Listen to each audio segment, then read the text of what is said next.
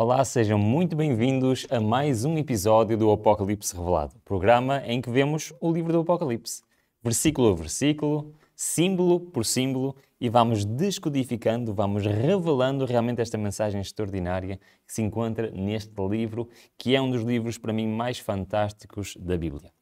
E já vamos iniciar o estudo da sétima visão de João, a visão sobre a segunda vinda. Olhando para o nosso quadro da estrutura interna das visões, nós vemos que realmente já percorremos todas estas visões, a primeira das 7 igrejas, a segunda dos 7 selos, a terceira 7 trombetas, a quarta as 7 cenas do grande conflito, a quinta as 7 últimas pragas e acabamos nos 3 episódios anteriores de ver a queda de Babilónia. E hoje vamos estudar então a sétima visão de João, a segunda vinda. Esta visão corresponde exatamente ao capítulo 19 e ao capítulo 20 do livro de Apocalipse e é, de facto, 2 capítulos muito interessantes. Olhando para a estrutura interna desta visão, em particular, nós vemos então que do versículo 1 até ao versículo 10 temos mais uma vez a cena introdutória no céu. Esta é a 7ª cena introdutória do céu. Em cada visão começa-se com uma cena no céu. Depois temos, logo a seguir, do versículo 11 ao 21 do Apocalipse 19, temos então a descrição profética, o cavaleiro do cavalo branco. De seguida temos o intervalo 1, que corresponde aos versículos 1 a 6 do capítulo 20, o intervalo 2, que vai dos 7 até ao versículo 10 do capítulo 20 do Apocalipse, e corresponde exatamente à descrição dos 1000 anos e a derrota de Satanás. E por fim, no restante do capítulo 20, temos então a conclusão profética. Aquilo que nos apresenta na Bíblia é o juízo final. A conclusão então desta profecia extraordinária sobre a segunda vinda. Vamos então iniciar pela parte que se passa no céu, nesta cena introdutória do céu. E vamos ler então do versículo 1 até ao versículo 3 para dar início a este estudo. Diz-nos então: E depois dessas coisas, ouvi no céu uma grande voz de uma grande multidão que dizia: Aleluia! A salvação e a glória e a honra e o poder pertencem ao Senhor nosso Deus, porque verdadeiros e justos são os seus juízos, pois julgou a grande prostituta. Portanto, isto é após a queda da Babilónia, esta visão, portanto, cronologicamente vem a seguir à visão anterior, e vemos que no céu se está a dizer que justo foi o juízo dado à Babilónia, àquela grande prostituta. Continua o texto e diz que havia corrompido a terra com a sua fornicação, e das suas mãos, das mãos dela vingou o sangue dos seus servos. E outra vez disseram Aleluia, e a fumaça dela sobe para todo o sempre. Estamos aqui a falar então de uma cena que está a passar no céu. A introdução para esta 7ª visão. E está a dizer que realmente aquilo que aconteceu antes foi justo, que Deus foi justo no juízo que trouxe sobre Babilónia. Esta Babilónia espiritual. Do versículo 4 ao 7, continua o texto e diz-nos: E os 24 anciãos, mais uma vez temos esta referência que já vimos no capítulo 4, no capítulo 5, destes 24 anciãos, dos 4 animais. Portanto, está exatamente João a ver a mesma cena que se passa no céu e diz: Prostraram-se e adoraram a Deus, que estava assentado no trono, dizendo Amém, Aleluia. E saiu uma voz do trono que dizia: Louvai o nosso Deus, vós, todos os seus servos, e vós que o temeis, assim pequenos como grandes. E ouvi, como que a voz de uma grande multidão, e como que a voz de muitas águas, e como que a voz de grandes trovões, que dizia Aleluia. Pois já o Senhor Deus Todo-Poderoso reina. Regozijemo-nos e alegremo-nos e demos glória, porque vindas são as bodas do Cordeiro, e já a sua esposa se aprontou. Isto é um texto interessante. Este texto está-nos a dizer categoricamente que após a queda de Babilónia, um novo reino irá se iniciar. E nós, ao longo de todas as visões, todas elas concluem exatamente com isto. Com esta visão de que um reino que será diferente, um reino que será eterno, se irá iniciar. E esse reino irá iniciar-se exatamente na conclusão desta visão, desta segunda vinda. Mas também aqui nos está a falar de bodas, do Cordeiro, ou seja, de Cristo e a sua esposa. Que esposa é esta? Nós já analisamos exatamente isto, e mulher, na profecia bíblica, quer dizer a sua igreja, quer dizer o seu povo, ou seja, Cristo se prepara para o seu encontro com o seu povo, com aqueles que preservaram até ao fim, que passaram as cenas extraordinárias que vimos nos episódios anteriores, das pragas, de todas aquelas aflições, e que até ao fim preservaram contra tudo e contra todos. Do versículo 8 ao 10 diz-nos: "E foi-lhe dado que se vestisse de linho fino, puro e resplandecente, porque o linho fino são as justiças dos santos. E disse-me: escreve, bem-aventurados aqueles que são chamados à ceia das bodas do Cordeiro. E disse-me: estas são as verdadeiras palavras de Deus."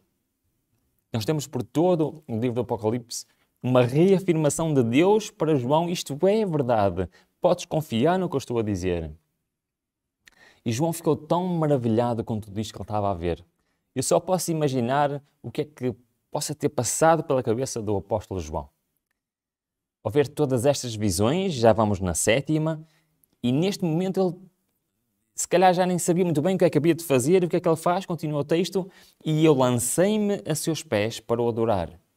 Era um anjo que estava a falar com João, era um anjo que lhe dava a dar estas visões.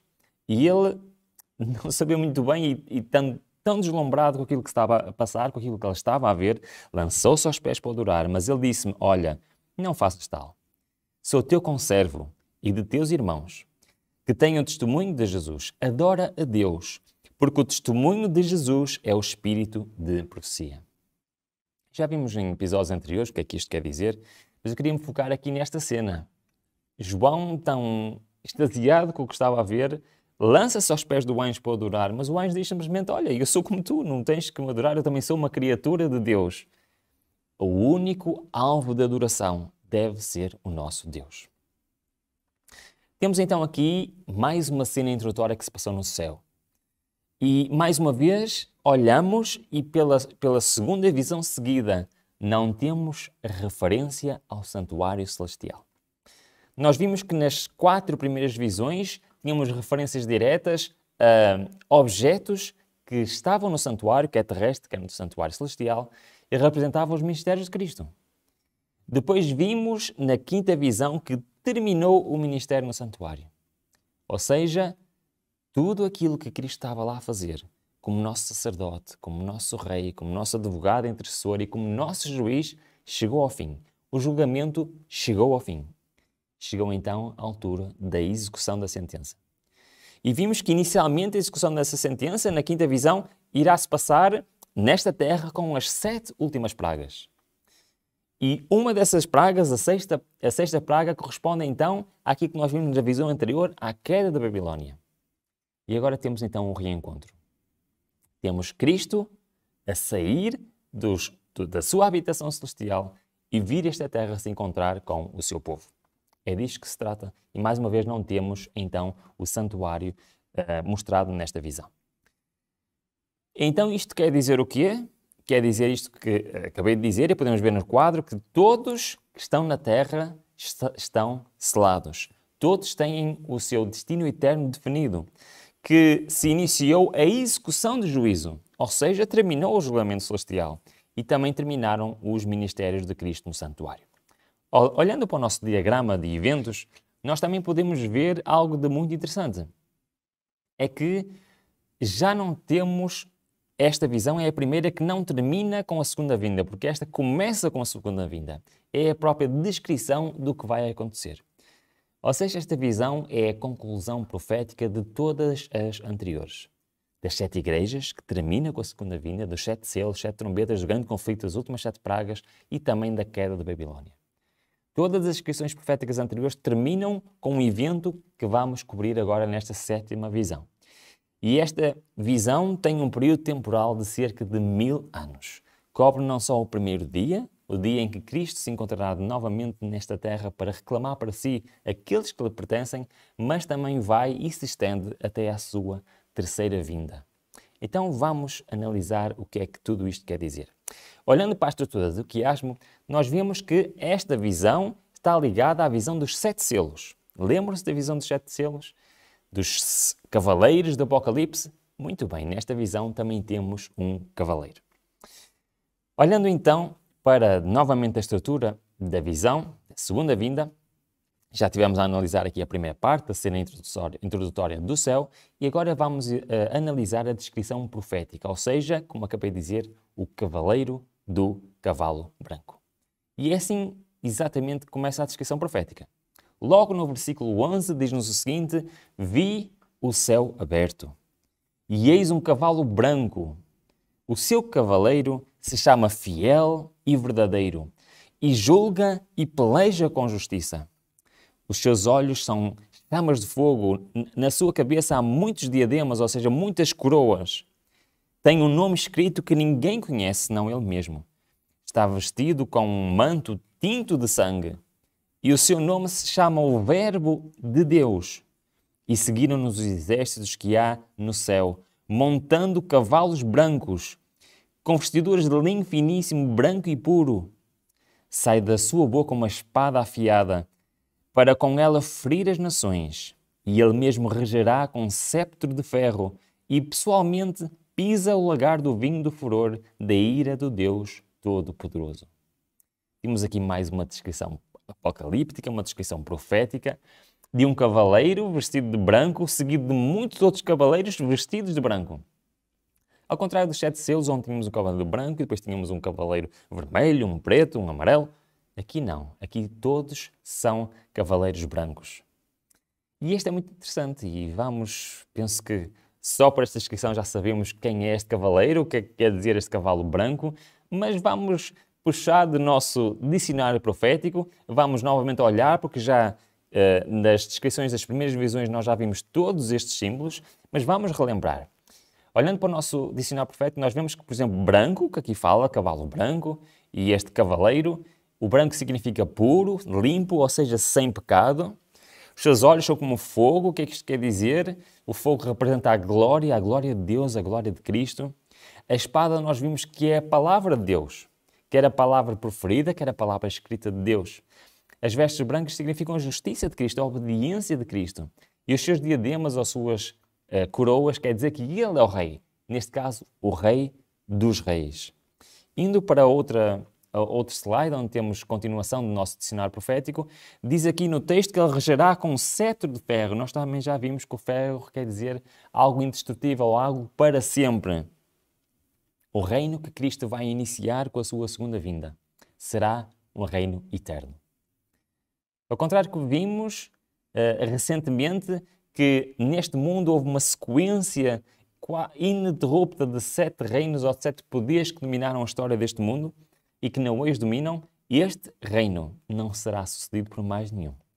Será o último reino desta terra e será um reino que durará para sempre. Olhando novamente para o texto de Apocalipse 19, 11 a 15, nós rapidamente vimos os símbolos, já os conhecemos, já os estudámos anteriormente. No entanto, podemos ainda identificar mais precisamente quem é este cavaleiro, olhando simplesmente para esta frase que diz que ele é o Verbo de Deus. O próprio apóstolo João, que escreveu o livro do Apocalipse, já tinha usado esta mesma expressão no seu livro, no livro de João. Olha, reparem bem, João 1 a 3 diz: no princípio era o Verbo, e o Verbo estava com Deus, e o Verbo era Deus. E ele estava no princípio com Deus. Todas as coisas foram feitas por intermédio dele, e sem ele nada do que foi feito se fez. É verdade. Como já devem ter calculado, estamos a falar de Jesus Cristo. Jesus Cristo, este cavaleiro branco, irá à terra buscar os seus. É este Verbo de Deus, é o mesmo que proferiu as palavras na criação. O mesmo que veio a esta terra morrer por cada um de nós. E continua João no versículo 10 e diz: o Verbo estava no mundo. O mundo foi feito por intermédio dele, mas o mundo não o conheceu. Veio para o que era seu, e os seus não o receberam.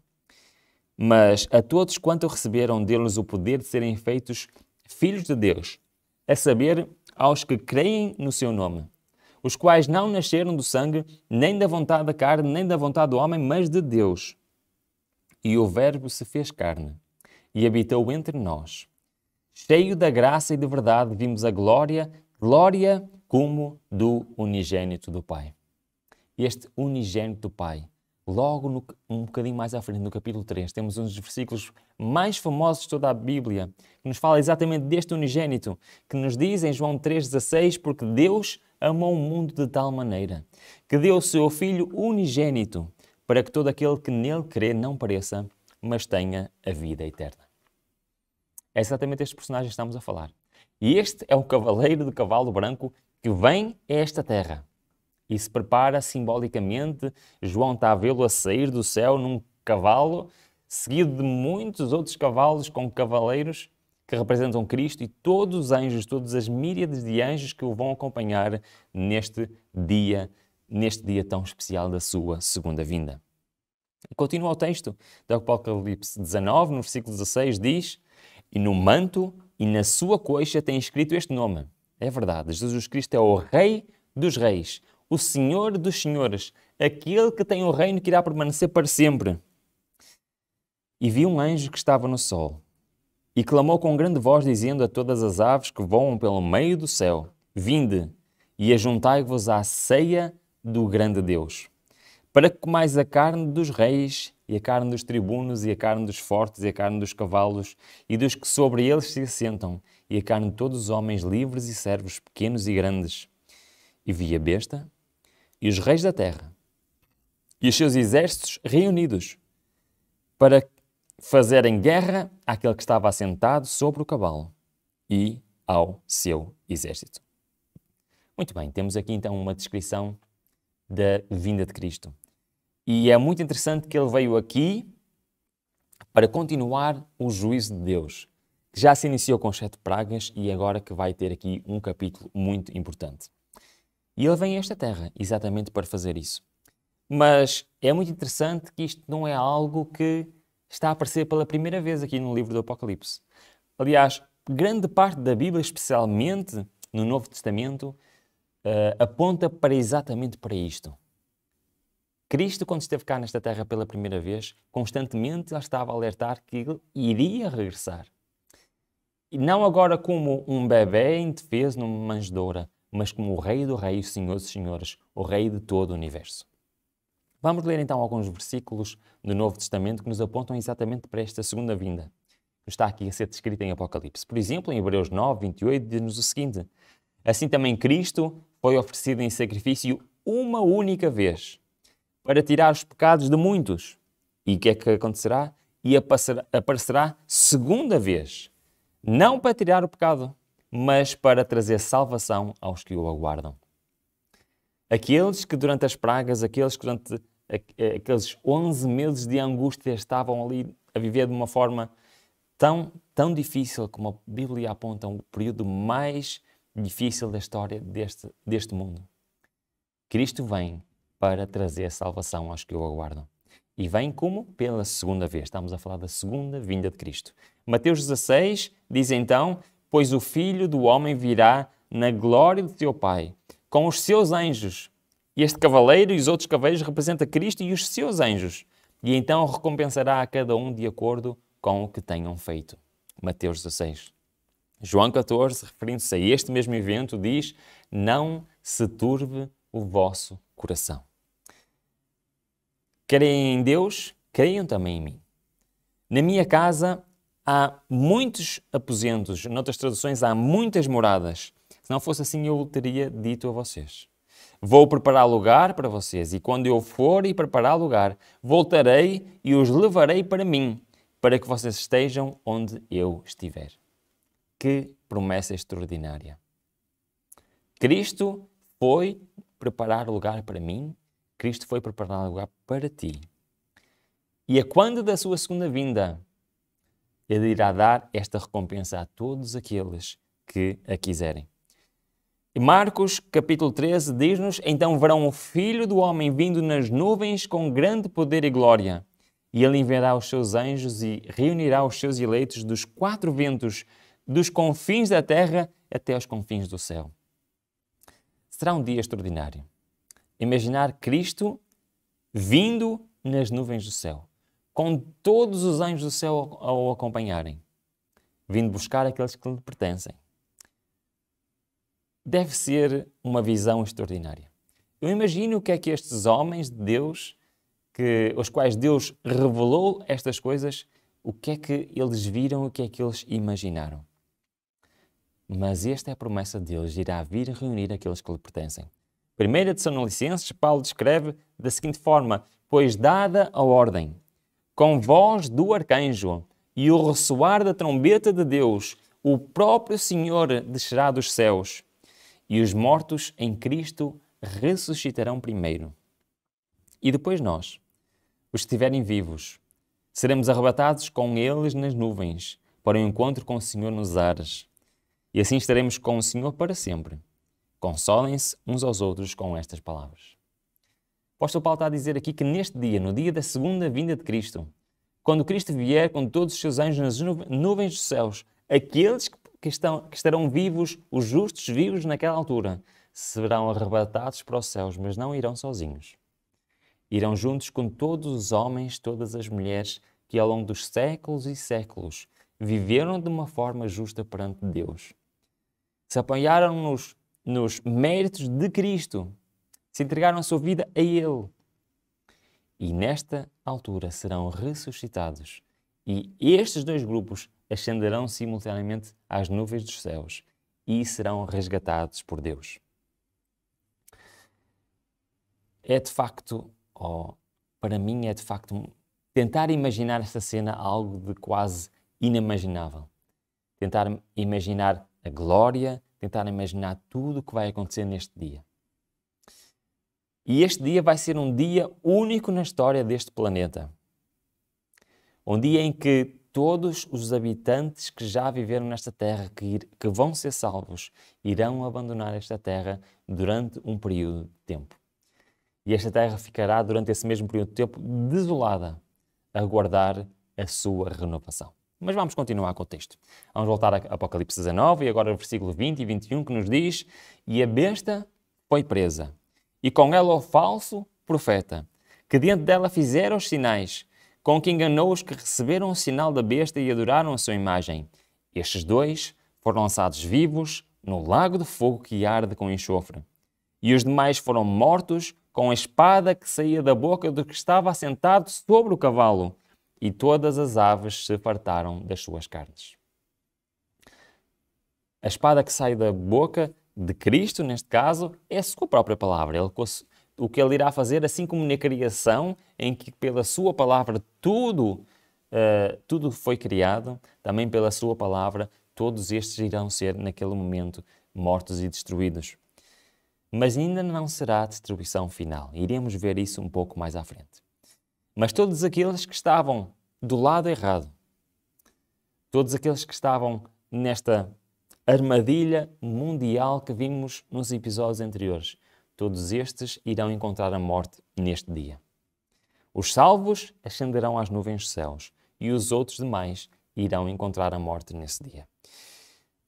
Mas tem aqui uma expressão, e vamos olhar novamente para este texto, tem uma expressão que está azul no vosso ecrã, que diz assim: estes dois foram lançados vivos no lago de fogo que arde com enxofre. Muitas pessoas olham para este texto, para este género de texto, que está em várias partes da Bíblia, e imaginam então que as pessoas que irão ser condenadas, que vão estar eternamente a sofrer num lago de fogo. Chamam isto de inferno. Bom, a Bíblia esclarece completamente o que isto é. E vamos dar só uma espreitadela ao capítulo 21, que nos diz o que é este lago de fogo. Diz-nos o seguinte: mas quanto aos tímidos e aos incrédulos e aos abomináveis e aos homicidas e aos que se prostituem e aos feiticeiros e aos idólatras e aos mentirosos, portanto uma série de listas diferentes de pessoas que rejeitaram a Deus, o que é que será a sua recompensa? A sua parte será nesse lago que arde com fogo e enxofre. O que é que isto quer dizer? A segunda morte. Os condenados não vão estar a sofrer num lago de fogo eternamente. Os condenados irão estar mortos eternamente. Isto é a segunda morte. A primeira morte aqui neste planeta, agora, isto é apenas temporário. Todos irão voltar a viver, como vamos ver daqui a bocadinho. Uns vão voltar a viver para sempre e outros vão voltar a viver apenas para serem destruídos eternamente. Esta é a segunda morte e este é este lago de fogo e de enxofre. E este texto nos está a falar aqui de vários grupos de pessoas.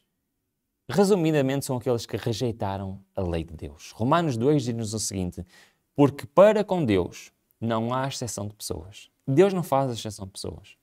Porque todos os que sem lei pecaram, sem lei também perecerão. E todos os que sob a lei pecaram, pela lei serão julgados. É pela lei de Deus que todos serão julgados. E é por esse motivo que a lei de Deus vai ser cada vez mais importante à medida que os acontecimentos proféticos se vão desenrolando. E a lei de Deus será o epicentro desta luta final, desta margem final que se vai passar aqui nesta terra. Muito bem, olhando então aqui para a nossa estrutura da segunda vinda, já tivemos a analisar a cena introdutória do céu, a descrição profética, este cavaleiro branco, a dirigir-se à terra para vir resgatar os salvos e vir trazer destruição aos ímpios. E agora temos o primeiro intervalo, que nos explica o que é que vai acontecer de seguida. Um período que existe, que a Bíblia nos mostra, um período de 1000 anos, que vai do capítulo 20, do versículo 1 até o versículo 6. Vamos ler. E diz-nos então os primeiros 3 versículos. E vi descer do céu um anjo, que tinha a chave do abismo e uma grande cadeia na sua mão.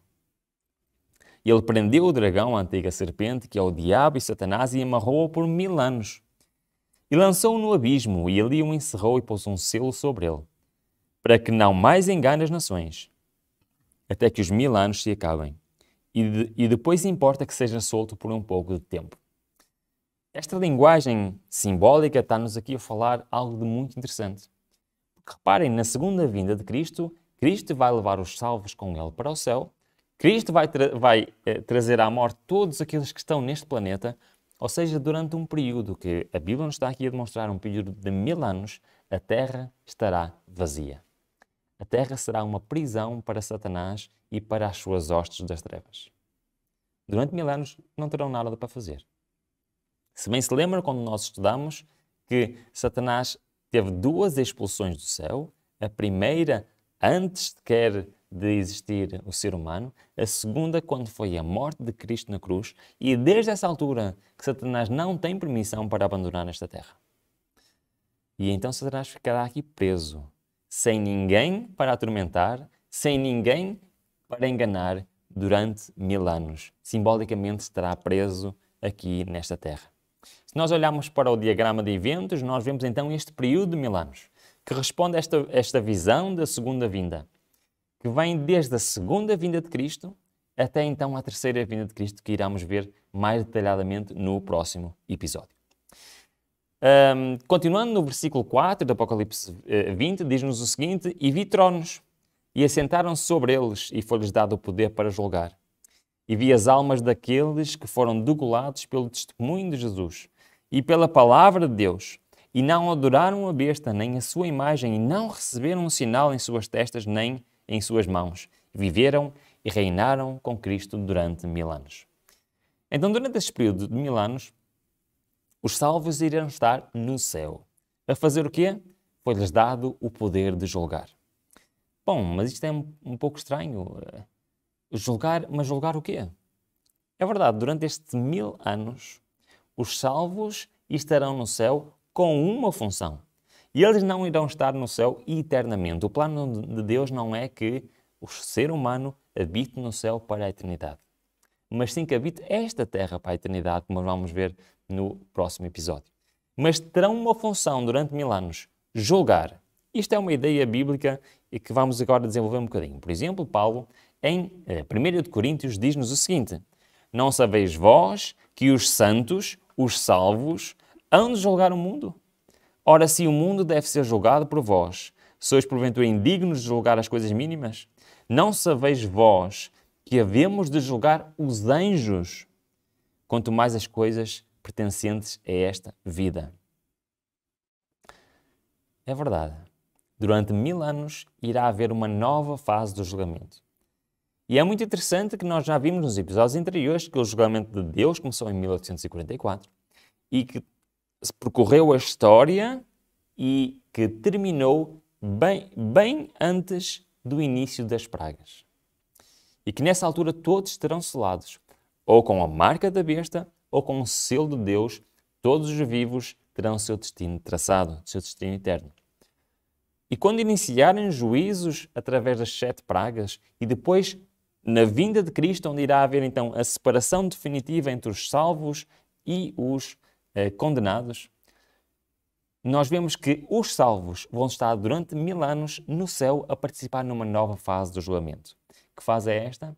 É verificar exatamente que Deus foi justo em todas as execuções do seu julgamento. Durante estes 1000 anos, todos os salvos vão poder verificar o registro da vida de todos aqueles que não lá estão. E vão poder ver um a um o que é que se passou no julgamento divino, no julgamento do céu. E vão chegar à conclusão que Deus foi justo em cada um deles. É verdade que eu acredito que neste período vai ser um período de muitas surpresas. Que as surpresas de vemos pessoas lá que nunca imaginámos que seriam salvos, mas também para ver a ausência de muitas pessoas que achávamos que com certeza iam lá estar e não estão. E consultando os registros dos livros, dos atos de cada pessoa, vamos poder entender pessoa a pessoa o que é que se passou lá. Não só julgando as pessoas, mas também, como diz o texto, julgando os anjos. O que é que isto quer dizer? Os anjos caídos. Satanás e todas as hostes das trevas. Vão estar presos nesta terra sozinhos, sem nada que fazer durante 1000 anos, durante esse período. Irão estar a ser julgados. Porquê? Porque no final deste período de 1000 anos haverá o finalizar de toda esta história e a execução final. E o que é que vai acontecer no final? Vamos voltar a Apocalipse 20, versículos 5 e 6, que nos diz então: mas os outros mortos, ou seja, aqueles que não foram salvos, os que estarão condenados aqui nesta terra, não reviveram até que os 1000 anos se acabaram. Esta é a primeira ressurreição. Bem-aventurado o santo, aquele que tem parte, bem-aventurado e santo aquele que tem parte na primeira ressurreição. Sobre estes não tem poder a segunda morte, mas serão sacerdotes de Deus e de Cristo e reinarão com ele 1000 anos. Temos a primeira ressurreição antes deste período de 1000 anos, ou seja, no início, na segunda vinda de Cristo, temos a primeira ressurreição, em que os salvos irão para o céu com Cristo. No final deste período de 1000 anos, temos a segunda ressurreição daqueles que foram condenados. Na primeira, a segunda morte não tem poder sobre eles, mas na segunda, a segunda morte, ou seja, a morte eterna, será o seu destino final. Olhando então novamente para a estrutura desta visão, temos aqui, acabamos o estudo dos 1000 anos e temos o segundo intervalo, ou seja, a derrota de Satanás. Agora o foco é exatamente em Satanás, que isto é a sua derrota. O que é que realmente irá acontecer? Irá haver a primeira ressurreição, como acabámos de falar, e a segunda ressurreição. O que é que vai acontecer nessa segunda ressurreição após estes 1000 anos? Vamos ver, Apocalipse 20, 7 e 8 diz-nos: e acabando-se os 1000 anos, Satanás será solto da sua prisão. Porquê? Porque haverá segunda ressurreição. Ele novamente terá uma multidão de pessoas a quem enganar, a quem ludibriar. E sairá de facto a fazer isso mesmo. Enganar as nações que estão sob os 4 cantos da terra, Gog e Magog, cujo número é como a areia do mar para a juntar em batalha. Todos os seres humanos que viveram durante os milhares de anos da história deste planeta, todos aqueles que rejeitaram os apelos de Deus, que rejeitaram Cristo como seu Salvador, irão fazer parte deste número que é como as areias do mar. Serão com certeza a maioria dos habitantes da Terra que ao longo dos séculos existiram. Todos eles serão ressuscitados neste preciso momento, no final deste período de 1000 anos, no final deste período diferente do julgamento. E mais uma vez, Satanás estará ocupado para os enganar. Este texto, olhando para este texto, fala aqui em Gog e Magog. O que é que isto quer dizer? Porque é que estes dois nomes aparecem aqui quando diz que Satanás vai enganar todas as pessoas que estão nos 4 cantos da terra, simbolicamente espalhados por toda a terra. E depois diz que em Gog e Magog. É muito interessante que Gog e Magog são povos bem antigos, que se encontram descritos no Velho Testamento, exatamente em Ezequiel 38 e Ezequiel 39. Foram inimigos do povo de Deus. E eles também tinham esta característica, eles eram muitos em número. E eles queriam também atacar o povo de Israel, que na altura era o povo de Deus. Então este texto nos remonta a algo que vai acontecer. Durante este período de 1000 anos, Satanás estará sem nada para fazer. No final deste período de 1000 anos, ele terá uma multidão para enganar e para os levar a fazer aquilo que Gog e Magog tentaram fazer no Velho Testamento. Vamos ler, vamos a Ezequiel 38 e ver pequenos trechos que se referem não àquele povo que viveu antigamente, mas a este Gog e Magog, ou seja, após os 1000 anos, esta multidão de pessoas que Satanás vai ajuntar. Diz-nos o seguinte, Ezequiel 38, 1 e 3. Veio a mim a palavra do Senhor dizendo: Filho do homem, dirige o teu rosto contra Gog, terra de Magog, príncipe-chefe de Meseque e de Tubal, e profetiza contra ele. E diz assim, diz o Senhor Jeová: Eis que eu sou contra ti, ó Gog, príncipe-chefe de Meseque e de Tubal. Continua o texto um bocadinho mais à frente, no versículo 7, e diz: Prepara-te, sim, dispõe-te tu e todas as tuas congregações que se reuniram a ti, e serve-lhes tudo guarda. Depois de muitos dias serás visitado, no fim dos anos. Ou seja, esta profecia, que já é muito antiga, do tempo de Ezequiel, uma profecia que tem mais de 3000 anos, estava-se a referir a algo que ia acontecer pouco tempo depois, mas simultaneamente está-se a referir a quê? A algo que vai acontecer no fim dos anos. Ou seja, muitos séculos depois e no final deste período de 1000 anos. Então o que é que diz? Depois de muitos dias serás visitado, no fim dos anos virás à terra que se retirou da espada e veio dentre muitos povos aos montes de Israel. Nós ainda não sabemos o que é que quer dizer este monte de Israel. No próximo episódio nós vamos saber o que é que isto quer dizer. Mas diz no versículo 15, continua: Virás, pois, do teu lugar, das bandas do norte, tu e muitos povos contigo. Mais uma vez temos esta figura de montados a cavalos, grande ajuntamento e exército numeroso. E subirás contra o meu povo Israel, como uma nuvem para cobrir a terra. No fim dos dias, sucederá que hei de trazer-te contra a minha terra, para que as nações me conheçam a mim, quando eu houver santificado em ti aos seus olhos, ó Magog.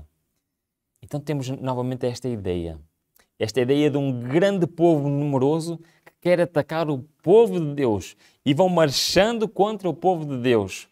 E o que é que vai acontecer? Versículo 30, versículo 18 ao versículo 20. Sucederá, porém, naquele dia, no dia em que vier Magog contra a terra de Israel, diz o Senhor Deus, que a minha indignação subirá à minha face. Porque diz no meu zelo, no fogo do meu furor, que certamente naquele dia haverá grande tremor sobre a terra de Israel. De tal modo que tremerão diante da minha face os peixes do mar e as aves do céu, os animais do campo e todos os répteis que se arrastam sobre a terra e todos os homens que são sobre a face da terra, e os montes serão deitados abaixo e os precipícios se desfarão e todos os muros desabarão por terra. É verdade. Estamos a falar aqui de uma destruição global, uma destruição total. E terminamos com Ezequiel 39, 5 e 6, que diz: sobre a face do campo cairás. Porque eu falei, diz o Senhor Deus, e enviarei um fogo sobre Magog. É exatamente isto que irá acontecer no final deste período de 1000 anos. Todos os ímpios vão ser ressuscitados, Satanás os juntará para fazer uma última batalha àqueles que vão estar num local que vamos ver no próximo episódio da Nova Jerusalém. E nesse preciso momento, então, irá haver a execução final do juízo de Deus. E esta execução final será trazida, como diz o texto, e este simbolicamente que fomos buscar a Ezequiel, esta terra será destruída e purificada pelo fogo. Vamos voltar a Apocalipse e ler novamente. e acabaram-se os 1000 anos.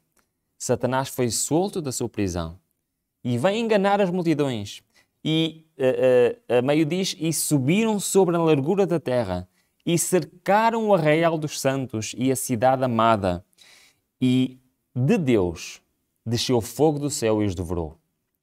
E o diabo que os enganava foi lançado no lago de fogo e enxofre, onde estão a besta e o falso profeta, e de dia e de noite serão atormentados para todo sempre. Ou seja, a segunda morte, a morte eterna. O que este texto nos está a querer dizer é que precisamente neste preciso momento, após este período de 1000 anos, e Cristo estará com o seu povo nesta terra, num local específico que vamos ver na próxima visão. E de todos os cantos da terra, de todos os lugares, Satanás arregimentará o maior exército alguma vez visto neste planeta. Todos os ímpios vão fazer parte desse exército. E vão tentar atacar exatamente esta cidade amada, este arraial dos santos. Neste preciso momento, haverá o fim da história. O fim do grande conflito. Porquê? Porque todos os ímpios serão destruídos com fogo que descerá da parte de Deus. Não só os ímpios, mas também todos os poderes que já existiram nesta terra. E especialmente Satanás e os seus seguidores. Serão destruídos para todos sempre. Como diz o texto, são lançados no lago de fogo e enxofre, ou seja, a segunda morte, ou seja, a morte eterna. Para todo sempre será a sua destruição. E para terminarmos esta visão, olhando para a nossa estrutura, nós vemos que temos então a conclusão profética, o juízo final, isto que acabamos de ver, que está do versículo 11 até ao versículo 15, com o qual vamos terminar este episódio. Diz-nos o seguinte: E vi um grande trono branco, e o que estava assentado sobre ele, de cuja presença fugiu a terra e o céu, e não se achou lugar para eles. E vi os mortos grandes e pequenos que estavam diante de Deus. E abriram-se os livros, e abriu-se outro livro que é o da vida. E os mortos foram julgados pelas coisas que estavam escritas nos livros, segundo as suas obras. E segundo as suas obras, cada um estará de um lado ou estará do outro. Estará do lado da vida eterna ou da morte eterna. Versículo 13. E deu um mar aos mortos que nele havia. E a morte e o inferno deram aos mortos que neles havia. E foram julgados cada um segundo as suas obras. E a morte e o inferno foram lançados no lago de fogo. Esta é a segunda morte. E aquele que não foi achado escrito no livro da vida foi lançado no lago de fogo. A própria morte vai ser destruída. Não mais haverá morte. Porque a partir deste preciso momento, a partir precisamente deste dia, no final destes 1000 anos, aqueles que estão vivos irão viver para sempre, aqueles que vão ser destruídos irão ser destruídos para sempre. Olhando para o nosso diagrama de eventos, nós vemos exatamente isto. Durante as primeiras 6 visões, nós estudamos a história ao longo do tempo e agora chegamos à segunda vinda, a este período que vai corresponder entre a segunda vinda de Cristo e a terceira vinda, a este período de milénio, e este período de restauração, de purificação da terra. No próximo episódio nós vamos estudar a última visão, a visão da nova terra. Como vai ser a nova terra? Todo este estudo nos aponta para Deus a dirigir a história.